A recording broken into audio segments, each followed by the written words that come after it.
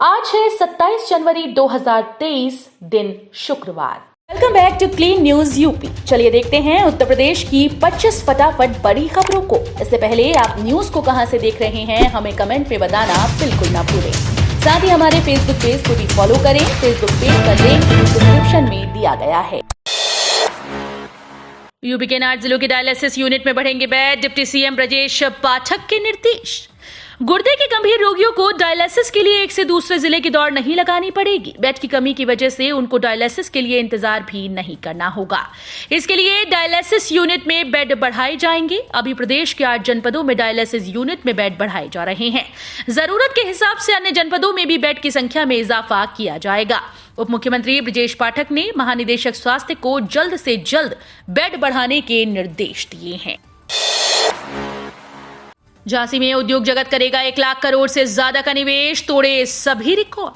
UP के जिलों में स्थानीय स्तर पर हो रही इन्वेस्टर समिट में झांसी ने अब तक सभी जिलों का रिकॉर्ड तोड़ दिया है। खुद मुख्यमंत्री योगी आदित्यनाथ का विशेष फोकस बुंदेलखंड के विकास को लेकर रहता है। इसके सकारात्मक नतीजे भी सामने आए हैं। झांसी में आयोजित हुए इन्वेस्टर समिट में बताया गया कि अब तक 1,11,610.90 करोड़ रुपए के 146 से अधिक प्रस्ताव सरकार को मिल चुके हैं, जिनमें से लगभग 65,000 करोड़ के निवेश के लिए एमओयू पर हस्ताक्षर भी हो चुके हैं। इसमें ऊर्जा के क्षेत्र में सबसे अधिक का एमओयू हुआ है, जो तकरीबन 50,000 करोड़ रुपए का है। बायोफ्यूल, सीएनजी और कूड़ा निस्तारण में होगा 21,000 करोड़ का निवेश। नगरीय विकास के क्षेत्र में MSME, biofuel, bio CNG infrastructure, सौर ऊर्जा, प्लास्टिक से सड़क निर्माण, सॉलिड बेस्ड ट्रीटमेंट आदि के क्षेत्र में 21,000 करोड़ रुपए के निवेश के लिए 67 एमओयू हुए हैं। इनमें से 1,000 करोड़ रुपए के निवेश का प्रस्ताव भी प्राप्त हुआ। नगर विकास मंत्री ए के शर्मा के नेतृत्व में उद्यमियों को आकर्षित और निवेश को आमंत्रित करने के लिए नगर विकास विभाग व इंडियन इंडस्ट्रीज एसोसिएशन के बीच IIA भवन विभूति खंड में इन्वेस्टर समिट के तहत सेमिनार आयोजित की गई। IRCTC होली बाद थाईलैंड की सैर कराएगा। IRCTC होली के बाद लखनऊ से थाईलैंड हवाई टूर पैकेज लॉन्च किया है। ये पैकेज 17 से 22 मार्च तक के लिए होगा, जिसमें बैंकॉक, पटाया और लाईलैंड की यात्रा होगी। एक व्यक्ति के ठहरने पर पैकेज का 66,600 होगा। वहीं 3 व्यक्तियों के एक साथ ठहरने में पैकेज सस्ता होगा। अधिक जानकारी के लिए 8287930922 नंबर पर संपर्क कर सकते हैं। अब गोरखपुर हैदराबाद वाया ऐशबाग ट्रेन हर रविवार चलेगी। यात्रियों की मांग पर हैदराबाद गोरखपुर स्पेशल ट्रेन हर रविवार को चलेगी। ये ट्रेन ऐशबाग और लखनऊ सिटी होते हुए चलेंगी। पूर्वोत्तर रेलवे के सीपीआरओ पंकज कुमार सिंह ने बताया कि आज 27 जनवरी से 24 फरवरी तक हर शुक्रवार को 02575 हैदराबाद गोरखपुर स्पेशल ट्रेन चलाई जाएगी। वहीं वापसी में 29 जनवरी से 26 फरवरी तक हर रविवार को 02576 गोरखपुर हैदराबाद स्पेशल का संचालन किया जाएगा। प्रतियोगी परीक्षाओं के लिए करना चाहते हैं फ्री कोचिंग, उठाए मुख्यमंत्री अभ्युदय योजना का लाभ।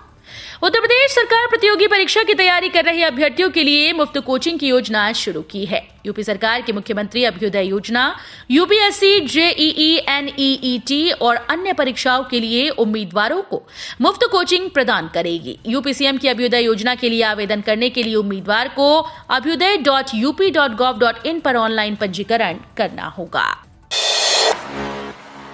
पश्चिमी यूपी के एक और शहर से उड़ान भरेंगे विमान। 6 महीने में शुरू हो जाएगा एयरपोर्ट। आगरा, बरेली के बाद पश्चिमी यूपी के एक और शहर में हवाई सेवा शुरू होने जा रही है। अधिकारियों की माने तो अगले 6 महीने में एयरपोर्ट को चालू करा दिया जाएगा। जिलाधिकारी अखिलेश सिंह ने गुरुवार को गणतंत्र दिवस समारोह को संबोधित करते हुए कहा कि जिले में हवाई सेवा अगले 6 महीनों में शुरू हो जाएगी। सहारनपुर की कनेक्टिविटी पिछले कुछ सालों में काफी बेहतर हुई है। देहरादून इकोनॉमिक कॉरिडोर निर्माणाधीन है। सहारनपुर से अंबाला और रुड़की मार्ग का कार्य भी प्रगति पर है। सरसावा एयरपोर्ट पर भी जल्दी ही सेवाएं शुरू हो जाएंगी और अगले 6 माह में जिला विकास की नई उड़ान भरेगा। मुलायम सिंह यादव समेत यूपी की 8 हस्तियों को पद्म पुरस्कार, सीएम योगी ने दी बधाई। गणतंत्र दिवस की पूर्व संध्या पर केंद्र सरकार ने इस साल के पद्म पुरस्कारों की घोषणा कर दी। यूपी की 8 विभूतियों को पद्म पुरस्कार दिए जाएंगे। इनमें सबसे बड़ा नाम सपा संस्थापक मुलायम सिंह यादव का है। मुलायम सिंह यादव को मरणोपरांत पद्म विभूषण सम्मान दिया जाएगा। सीएम योगी ने पद्म सम्मान पाने वाली सभी हस्तियों को बधाई दी है। सीएम योगी ने ट्वीट करते हुए लिखा कि कल प्रतिष्ठित पद्म पुरस्कार से सम्मानित होने वाली उत्तर प्रदेश की सभी 8 विभूतियों का हृदय से अभिनंदन। विभिन्न क्षेत्रों में आप सभी के उत्कृष्ट योगदान ने प्रदेश को राष्ट्रीय अंतर्राष्ट्रीय पटल पर गौरव भूषित किया है। मुलायम सिंह यादव समेत यूपी की 8 हस्तियों को पद्म पुरस्कार, सीएम योगी ने दी बधाई। गणतंत्र दिवस की पूर्व संध्या पर केंद्र सरकार ने इस साल के पद्म पुरस्कारों की घोषणा कर दी। यूपी की 8 विभूतियों को पद्म पुरस्कार दिए जाएंगे। इसमें सबसे बड़ा नाम सपा संस्थापक मुलायम सिंह यादव का है। मुलायम सिंह यादव को मरणोपरांत पद्म विभूषण सम्मान दिया जाएगा। सीएम योगी ने पद्म सम्मान पाने वाली सभी हस्तियों को बधाई दी। सीएम योगी ने ट्वीट करते हुए लिखा कि प्रतिष्ठित पद्म पुरस्कार से सम्मानित होने वाली उत्तर प्रदेश की सभी 8 विभूतियों का हृदय से अभिनंदन। विभिन्न क्षेत्रों में आप सभी के उत्कृष्ट योगदान ने प्रदेश को राष्ट्रीय अंतर्राष्ट्रीय पटल पर गौरव विभूषित किया है। रास्ता बदलकर चलाई जाएंगी 6 train. Bandra terminus Barauni express का ठहराव बढ़ा।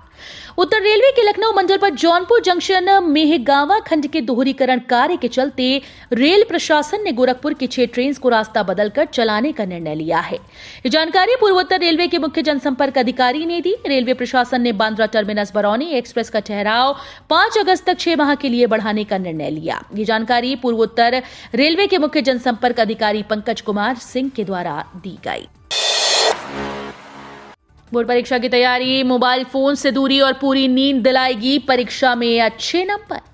सीबीएसई, सीआईएससीई और यूपी बोर्ड की परीक्षाएं फरवरी में शुरू होंगी। ऐसे में अच्छे नंबर हासिल करने के लिए विद्यार्थी दिन रात परीक्षा की तैयारियों में लगे हैं।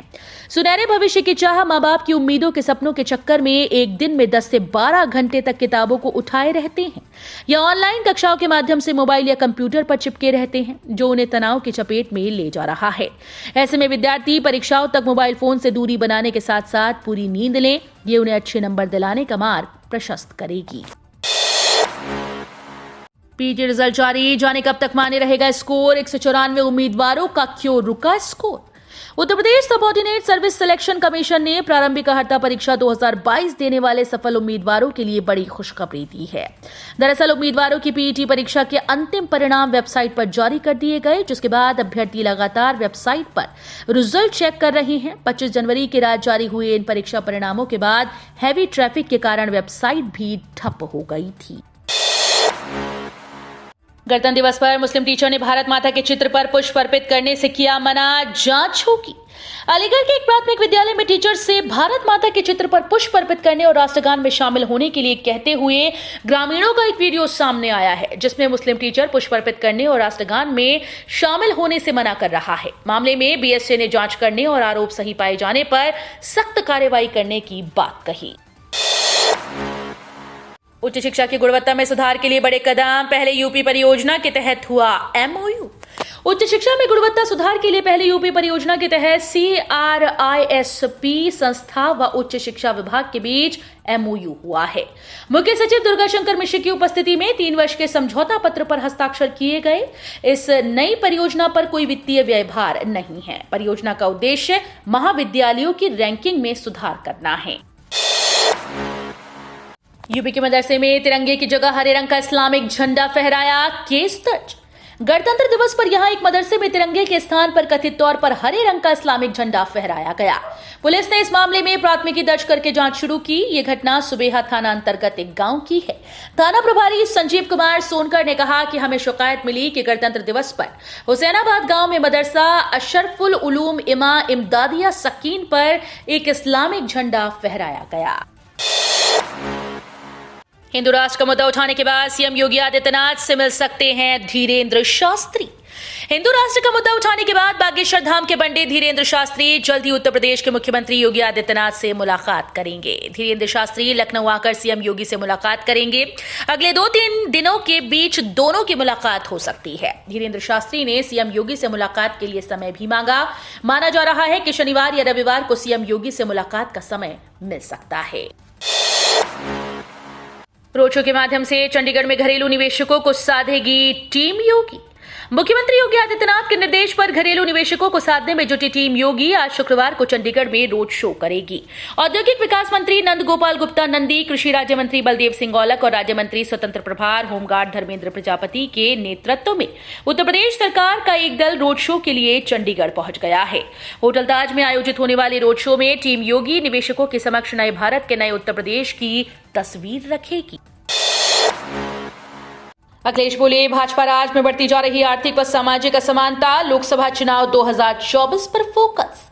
समाजवादी पार्टी के अध्यक्ष अखिलेश यादव ने कहा कि भाजपा राज में आर्थिक और सामाजिक असमानता बढ़ती जा रही है। राष्ट्रीय संपत्तियों पर भाजपा सरकार की मिली भगत से चंद पूंजीपतियों का कब्जा हो रहा है। फार्म हाउस वाले सत्ता पर काबिज हो गए हैं, जबकि खेती करने वाले गांव गरीब समाज के लोग सत्ता से बाहर हैं। समाजवादी पार्टी संकल्प लेती है कि वर्ष 2024 के लोकसभा चुनाव में इस हालात को बदलना है।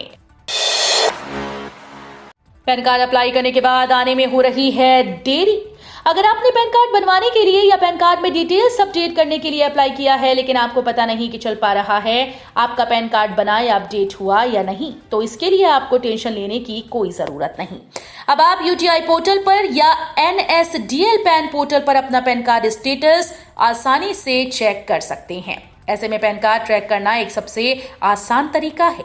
जैसे ही आप अपने पैन कार्ड के लिए अप्लाई करते हैं, उसमें किसी तरह के बदलाव या अपडेट के लिए अप्लाई करते हैं, तो उस दौरान आपको एक रिसिप्ट नंबर मिलता है, जिससे आप एप्लीकेशन स्टेटस की पूरी जानकारी अपने फोन पर ले सकते हैं। EPFO सब्सक्राइबर्स के लिए आई बड़ी खुशखबरी, हाथों हाथ होगा शिकायतों का समाधान। कर्मचारी भविष्य निधि संगठन एक संशोधित निधि आपके निकट कार्यक्रम के माध्यम से देश भर के सभी जिलों में बड़े पैमाने पर डिस्ट्रिक्ट आउटरीच कार्यक्रम शुरू कर रहा है। भारत सरकार के श्रम एवं रोजगार मंत्रालय के सचिव आरती आहूजा आज 27 जनवरी 2023 को वर्चुअली इस कार्यक्रम की शुरुआत करेंगी। बड़ी खुशखबरी, केंद्र सरकार हर महीने दे रही 20,000 रुपए पेंशन। नेशनल पेंशन स्कीम एक सरकारी योजना है जिसके जरिए आपका बुढ़ापा सिक्योर रहता है। खास बात यह है कि इसमें जीरो रिस्क है और पैसे की गारंटी भी। इस योजना को साल 2004 में सरकारी कर्मचारियों के लिए शुरू किया गया था। वहीं साल 2009 में सभी कैटेगरी के लिए इस योजना को ओपन कर दिया गया। अगर आप 20 साल की उम्र में इस स्कीम में 1,000 रुपए महीना निवेश करते हैं तो रिटायरमेंट तक आपके पास कुल 5.4 लाख रुपए का फंड जमा हो जाएगा। इस पर 9 से 12% रिटर्न होगा। इससे ये निवेश बढ़कर 1.05 करोड़ हो जाएगा। सर्वाइकल कैंसर की पहली स्वदेशी वैक्सीन कितनी खास? सर्वाइकल कैंसर के खिलाफ बनी पहली स्वदेशी वैक्सीन कुछ महीनों में ही बाजार में आ जाएगी। इस वैक्सीन को पुणे स्थित सीरम इंस्टीट्यूट ने बनाया। इसका नाम सर्वावैक यानी CERVAVAC रखा गया है। इस वैक्सीन को लॉन्च कर दिया गया है। सीरम इंस्टीट्यूट के CEO आधार पूनावाला ने बताया कि इस साल से ये वैक्सीन बाजार में आ जाएगी। कल से और बढ़ गया FD इंटरेस्ट रेट, 8.75% तक देने लगे बैंक। एक्सिस बैंक वरिष्ठ नागरिकों के लिए 6 महीने से 10 साल में मैच्योर होने वाली FD पर 4.90% से 6.50% के बीच ब्याज दे रही है। साथ ही वरिष्ठ नागरिकों को अतिरिक्त ब्याज दर का लाभ भी दिया जा रहा है। एक्सिस बैंक वरिष्ठ नागरिकों को 15 महीने और 2 वर्षों के बीच मैच्योर होने वाली FD पर 6.90% की अधिकतम ब्याज दर प्रदान करेगा। रांची में आज होगा भारत और न्यूजीलैंड के बीच मुकाबला, पहला T20। भारत और न्यूजीलैंड के बीच T20 सीरीज आज शुरू होगा। इस T20 सीरीज का पहला मुकाबला आज 27 जनवरी को खेला जाएगा। ये मैच रांची के JSCA इंटरनेशनल स्टेडियम में होगा। टीम इंडिया पहले ही न्यूजीलैंड का वनडे सीरीज में व्हाइट वॉश कर चुकी है। ऐसे में भारतीय टीम के इरादे बुलंद हैं। कीवियों के खिलाफ T20 सीरीज में भी भारत का दबदबा कायम रहेगा, क्योंकि न्यूजीलैंड की टीम भारत में बीते 11 साल से T20 सीरीज जीत नहीं पाई है। यूपी के कई इलाकों में अगले 2 दिन बारिश के आसार, 29 जनवरी तक गिरेगा तापमान। उत्तर प्रदेश में मौसम ने एक बार फिर से करवट ली। मौसम विभाग के मुताबिक अगले कुछ दिन यूपी के कई इलाकों में बादल छाएंगे और रुक रुक कर बारिश होगी। लखीमपुर, जालौन, हरदोई, नोएडा, गाजियाबाद में हल्की बारिश हुई। क्षेत्रीय मौसम विज्ञान विभाग के अनुसार यूपी के रामपुर, एटा और गंज डुंडवारा के आसपास के क्षेत्रों में अगले 2 से 3 दिन तक हल्की से मध्यम बारिश की भविष्यवाणी की गई है। तो ये थी आज की 25 फटाफट बड़ी खबरें। अगर आपको न्यूज पसंद आई हो तो वीडियो को लाइक और शेयर जरूर करें। धन्यवाद।